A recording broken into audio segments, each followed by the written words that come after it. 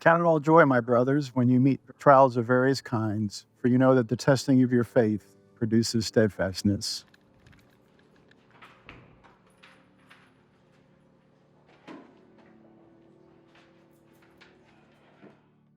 My name is Chris. People around here call me Doc, and this is my story. I was raised in a family that God was kind of always stern, kind of a taskmaster. It was very black and white as far as obeying him. You're okay. If you didn't obey him, he'd, knock you on the head or something. So it was kind of a harsh relationship with the Lord. Really, it wasn't a personal thing. It was mostly just a religion, not much of a relationship. In my mid-20s, I went through a very difficult time, kind of a foxhole experience. And I was given an opportunity to attend a church that was very much into relationship with the Lord, evangelical. And when I walked into the sanctuary the first time, I could see in these people's faces something that they had that I didn't have, and it was joy. It was joy in their faces, joy in their voices, joy in their spirits. And I promised myself that I would keep coming back to that church until I found out what it was that they had, because I didn't know what it was that they had. So I came the next week, and through a series of miraculous events, I found out that what they had was Jesus, and I got saved that night. And it was then that I began the journey of, becoming a real believer and falling in love with the Lord. After I got saved in September of 77, I really got serious about the Lord the first of 78 and began attending a Bible study for singles. One night there was a singles social at the church, and that's where I met Peggy. And we were both, by that time in our mid to late 20s, and the Lord kind of took us on a fast track. Our first date was March 18th.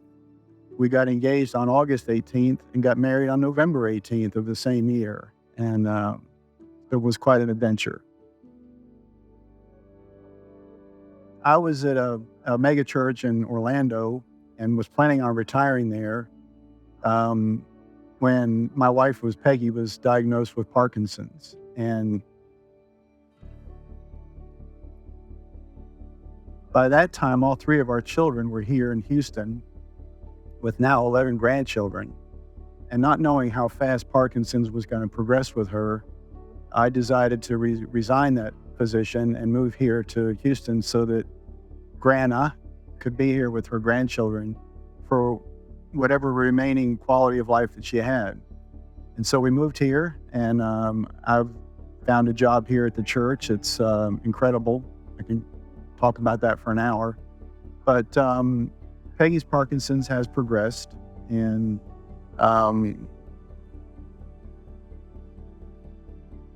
I got to tell you that the Lord has been preparing. I didn't realize this until, a year or so ago, but the Lord has been preparing me my whole life with all of my training, all of my degrees, everything for my greatest assignment, and that's to take care of Peggy. And it has just filled me with such joy to be able to care for her. There's so much of it that's supernatural. The joy that I have when I go home at night and I fix her a wonderful supper, and I try to do everything for her, and it just fills my heart with joy. I can't explain it other than it's supernatural. The more I've thought about it, that in Hebrews it says that for the joy that was set before him, Christ endured the cross. And I certainly can't match that, but seeing how Peggy is blessed and how I'm able to help her fills me with joy.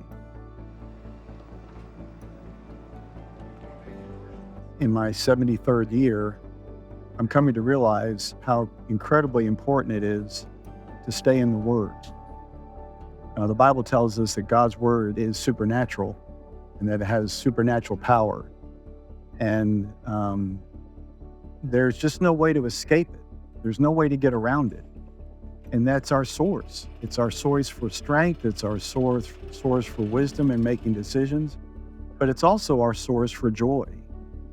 As I read through the scriptures and I see how, especially like in the Psalms, where David agonized about so many things, but at the same time, he turned that agony into joy.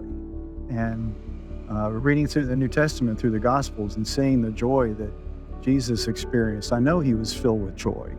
And he was filled with joy because of what he was doing that was filling others with joy. You know, when he brought Lazarus back to life, I know that they were all jumping up and down, clapping and shouting with joy. Mary and Martha, absolutely. And Jesus, I know, was filled with joy because of the joy that he was bringing others. So focusing on the life of Christ, focusing on God's word is the foundation for finding joy in your life and making it through those trials and tribulations with joy in your heart.